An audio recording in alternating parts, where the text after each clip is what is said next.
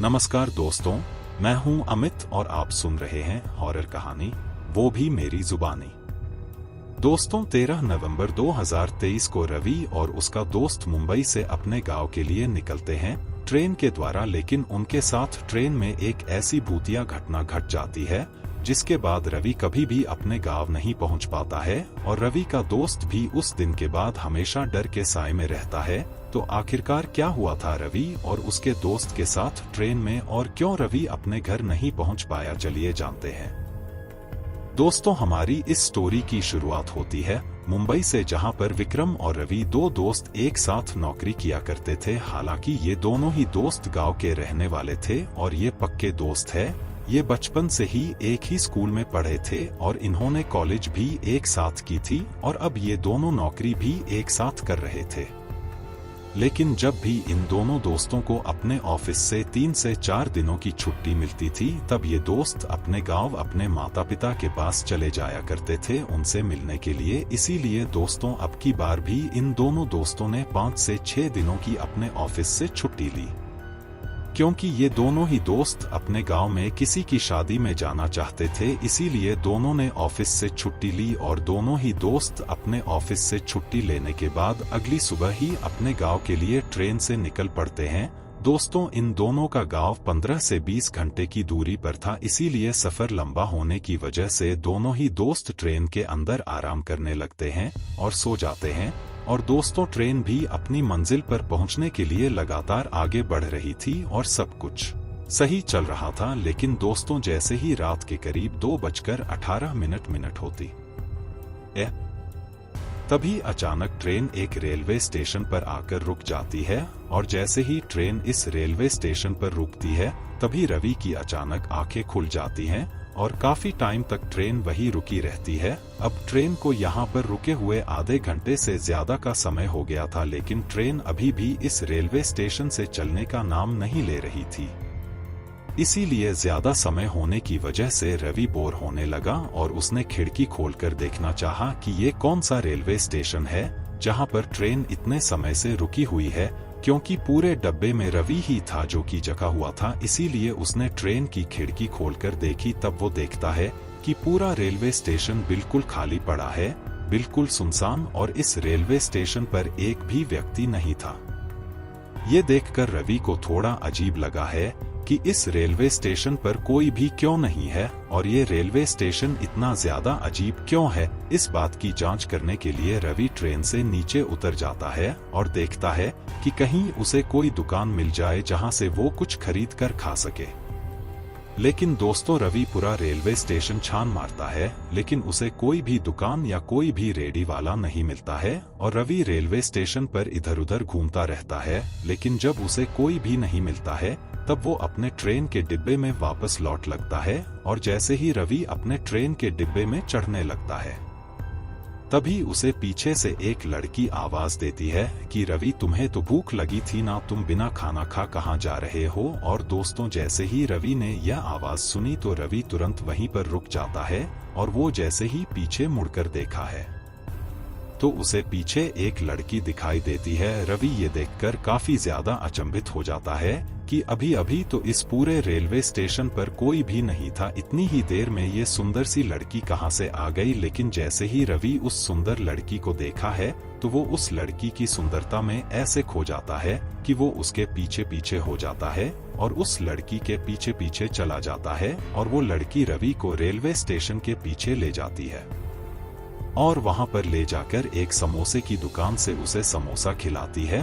और रवि को भी काफी टाइम से भूख लगी हुई थी, इसलिए रवि भी बिना कुछ सोचे समझे समोसा खा लेता है। लेकिन दोस्तों, जैसे ही रवि ने समोसा खाते हुए उसे लड़की के पैरों की तरफ देखा तो उसने पाया कि उस लड़की के पैर उल्टे हैं। ये देखकर रवि काफी ज्यादा घबरा गया और उसके हाथों से समोसा नीचे गिर जाता है। लेकिन जैसे ही रवि उस लड़की के चेहरे पर नजर घूमता है तो उस लड़की का सुंदर सा चेहरा काफी ज्यादा भयानक बन जाता है, जिसे देखकर रवि पसीना पसीना हो जाता है और कांप जाता है। और रवि वहां से तुरंत भाग जाता है, लेकिन वो लड़की बोलती है कि तुम्हारे भगाने का कोई फायदा नहीं है, क्योंकि तुमने मुझे देख लिया है और जो भी व्यक्ति मुझे देखा है मैं उसे जिंदा नहीं छोड़ती हूँ और ये रेलवे स्टेशन मेरा है और यहाँ पर जो भी व्यक्ति उतरता है उसकी मौत निश्चित होती है। लेकिन दोस्तों जब रवि ने ये सुन तो रवि और भी ज्यादा घबरा गया और वो जल्दी जल्दी दौड़ने लगा और जल्दी जल्दी के चक्कर में रवि जैसे ही रेलवे ट्रैक को पार करके अपने ट्रेन के डिब्बे में पहुंचने की कोशिश करता है, तभी सामने से एक राजधानी सुपरफास्ट एक्सप्रेस गाड़ी आ जाती है और रवि को वही कुचल देता है और रवि की तुरंत मौके पर ही मौत हो जाती है। लेकिन जैसे ही रवि को ट्रेन ने कुचला तो ट्रेन रवि की चिल्लाने की आवाज सुनकर तुरंत विक्रम उठ जाता है और वो जब ट्रेन के बाहर देखा है तो वो पता है कि रवि को एक ट्रेन ने कुचल दिया है और रवि की मौत हो चुकी है और उसके पास एक अजीब सी दिखने वाली महिला खड़ी है जो कि जोर जोर से हंस रही है, जिसके होठों पर खून लगा हुआ है। ये देखकर विक्रम काफी ज्यादा घबरा गया और वो कांप गया। हालांकि दोस्तों विक्रम ने उस रेलवे स्टेशन पर उतरकर रवि को संभालने की कोशिश नहीं की, क्योंकि विक्रम ने इससे पहले इस रेलवे स्टेशन के बारे में बहुत सी भूतिया घटनाओं को बारे में सुन रखा था। इसीलिए वो ये देखकर इतना ज्यादा घबरा गया कि वो तुरंत ट्रेन के डिब्बे में गेट के पास बेहोश हो जाता है और काफी टाइम तक वहीं बेहोश पड़ा रहता है। लेकिन दोस्तों कुछ टाइम बाद जब ट्रेन चलने लगती है और 2-3 स्टेशन के बाद जब एक व्यक्ति की आंखें खुलती है तब वो वहां से गुजरता है तो वो पता है कि वहां पर विक्रम बेहोश पड़ा है। इसीलिए वो तुरंत दूसरे व्यक्तियों को बुलाता है मदद के लिए और ट्रेन के कुछ लोगों को और जगाता है, जिससे कि सभी लोग मिलकर विक्रम को अगले ही रेलवे स्टेशन पर पुलिस के हवाले कर देती है और पुलिस विक्रम को अस्पताल में पहुंचा देती है। और अस्पताल में पहुंचने के बाद करीब 8 से 9 घंटे के बाद विक्रम को होश आता है और इतने में विक्रम के माता पिता भी वहां पर पहुंच चुके थे। इसीलिए जैसे ही विक्रम को होश आया तो उसने रो रो कर अपने साथ घटी सारी घटना अपने माता पिता को बताई। ये बात सुनकर उसके माता पिता के पैरों के नीचे से जमीन ही निकल गई और उन्होंने अपने बेटे से कहा कि ये तो अच्छा हुआ कि बेटा तुम उस रेलवे स्टेशन पर नहीं उतारे, वरना तुम्हारी भी मौत हो जाती, क्योंकि वो रेलवे स्टेशन भूतिया है और वहां पर उतरने वाले व्यक्ति की तुरंत मौत हो जाती।